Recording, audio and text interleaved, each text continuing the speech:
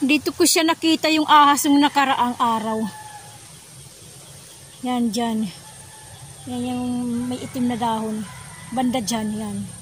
Diyan ko nakita. Tapos, papunta doon. Yan, pumunta doon sa damuhan na, doon sa makapal, masukal na damo. Yan, kasi ano na to yun, matataas na yung kahoy. Yan. Dito talaga, dito yan eh. Nandito siya dito. Yan, dito siya. Tapos papunta doon. Yan, masukal na kasi dyan oh. Ang kapal na ng ano dyan oh. Baging, kahoy, lahat-lahat damo. Yan. Dito dito madalas makita yung ahas, yung pati dito sa kapitbahay ko yun, diyan. Yung may alagang manok, yung mga anak. Dito daw nakikita din tumatawid dito sa daanan. Okay. Ano pala yun, yung klase ng ibingan, ano daw yun, ang kagat, as in nakakamatay agad. Nakakamatay. Yan, makikiigib ulit ako dito. Ewan ko kung may tao.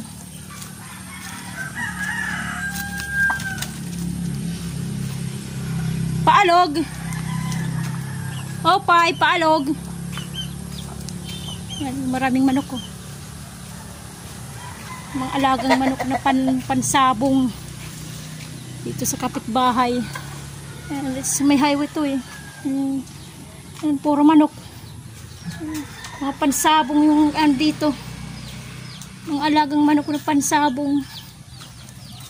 Yan, makikiigib tayo dito. Madalas walang taon dito eh. Kaya magulo.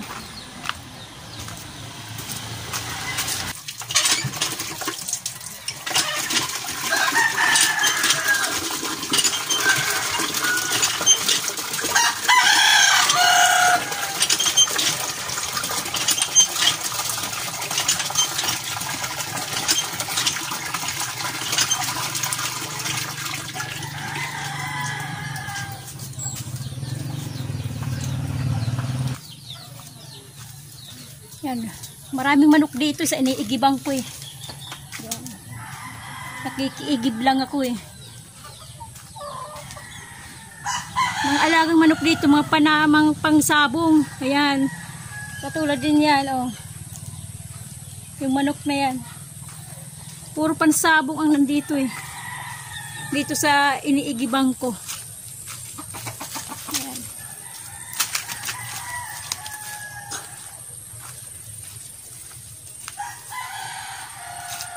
Kumusta kayo guys?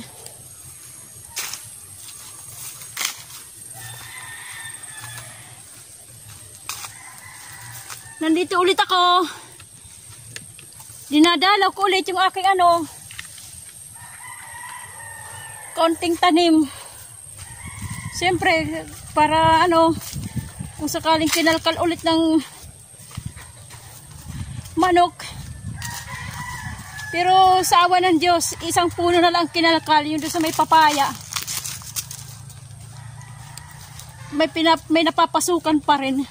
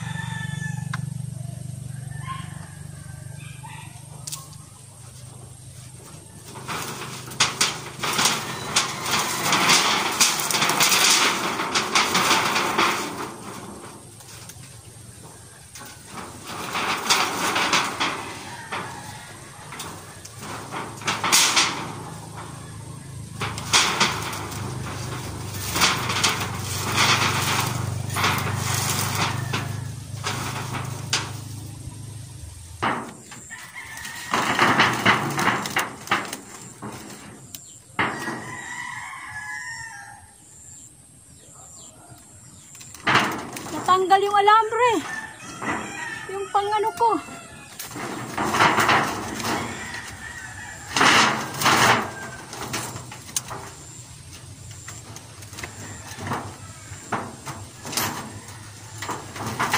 Ah! Wala, iba yung nabunot ko. Ibang alambre to. Tama?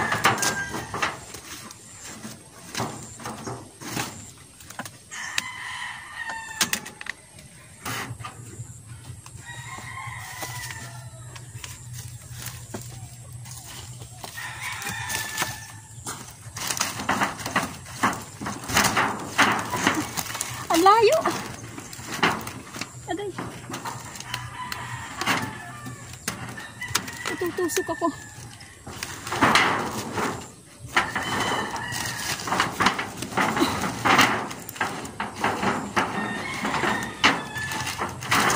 Wala kasi dito ano, hindi maayos ang pagkakalagay ni pamangkin ko.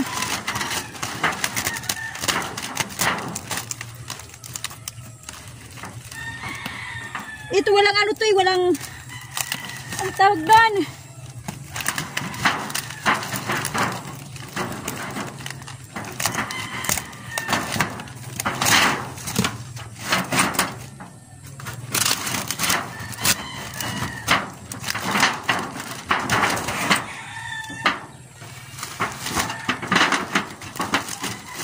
Walang ano to eh, walang yung ano sa gitna. Tawag dito sa amin, mungabong. Para hindi tumulo.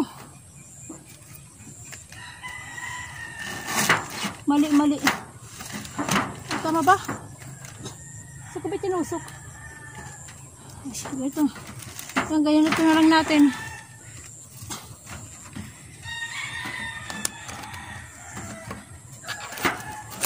Kaya itong ano yero, galing to sa bayan, yung sa may aming paliguan, pinalitan ko, inilagay ko naman dito. Kasi tumutulo eh. Hindi ko to nalagyan ng ano, yung sa gitna. Hindi ko alam tawag doon sa Tagalog.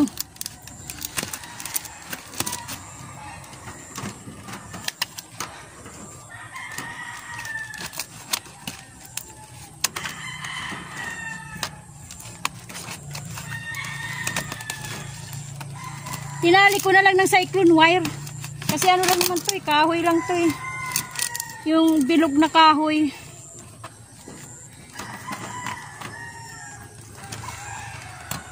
Silungan lang naman to eh.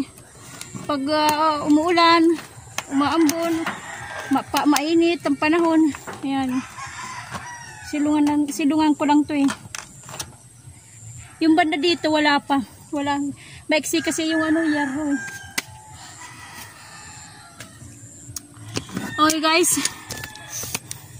ito guys oh, ayan, ito itong yero, ayan, ikulang eh, maiksi, and dito pa ang ano, yan oh, mga 3 dangkal ata ito eh, 3 dangkal, eh wala nang yero doon sa bayan, hanggang doon, yan hanggang doon sa ano, sa dulo, nilagyan, yan, kasi ano lang to eh, yung isang rolyo ng ano, planchado. Okay guys, pinagpawisan ako dyan ah. Tumutulo kasi yung ulan eh. Wala na kasi yung sa gitna yan oh. Wala na sa gitna. Ito hindi maayos ang pagkakano ko kasi nung nilagay ko yung yero. Tatanggal yung alambre, yung cyclone wire. Ayan na oh. Meron na. Itong yero. Pang ano lang naman yan eh. Pang yan lang hindi tumulo doon sa gitna. Kasi nababasa yung pinaka, ito yung lamesa. Yung mesa. Okay. Pinagpawisan ako guys. Kuha ulit ako guys ng ano, ng kahoy. Panglagay doon sa ilalim ng mga bakod. Dadagdagan ko ulit. Kasi kailangan palibot eh. Para hindi mapasok ng manok.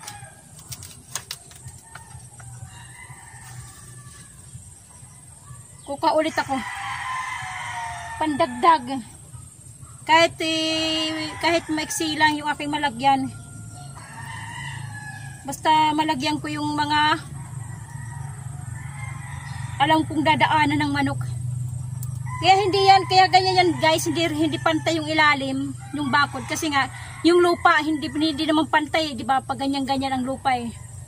Pag ganyan-ganyan, hindi pantay. Kaya yung medyo mababa, yan ang nilulusutan ng nalulusutan ng manok. Pero yung bakod, pantay. Pantay sa ganyan. Yung lupa lang eh, kasi baku-baku eh.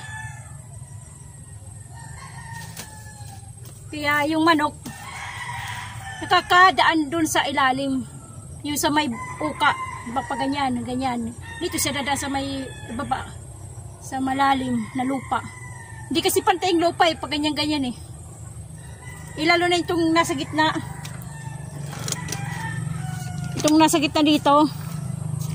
Kasi to eh, daanan to ng noong panahon ng kalabaw. Na mayroong hila-hila. Kaya yung malalim dito, pagdating doon sa may bakod, malalim siya. Kasi yung lupa malalim. Bali ang lupa niya, pag ganyan. Yan. Bako-bako, hindi pantay ang lupa. Kaya, pero yung bakod, pantay siya. Straight. Kaya guys, kuha tayo ng kahoy. Yung malilit lang naman.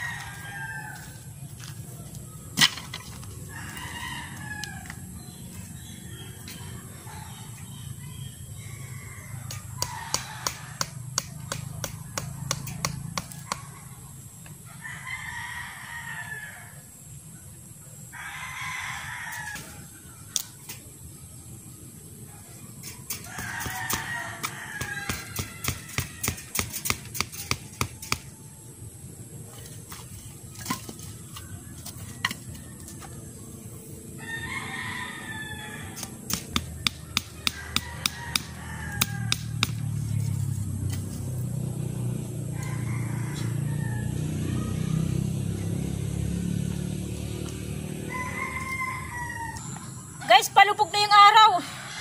Lampas alas 5 na ng hapon. Itong tumba, patay na. Wala na to kasi ang laman nito, tinukan ng manok. Kinain na ng manok ang laman nito, ng kamuting kahoy. Wala na to Ano? Wala nang laman. Kasi nga tinukan na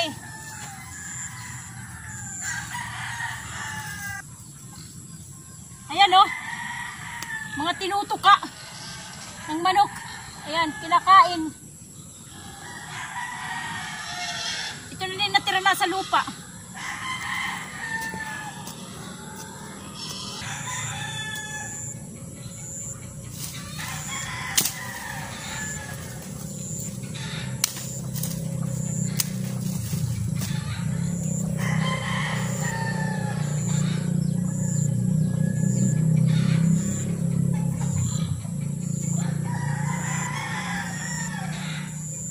Anong ginamit?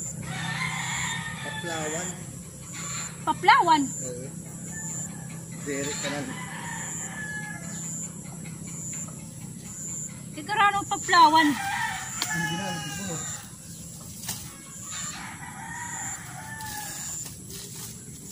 Paplawan na lupon.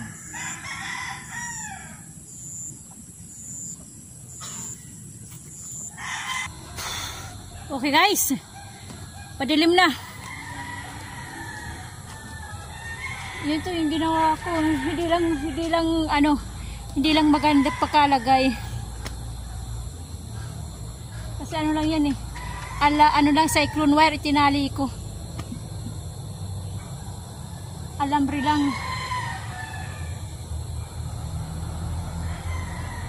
Pero okay na.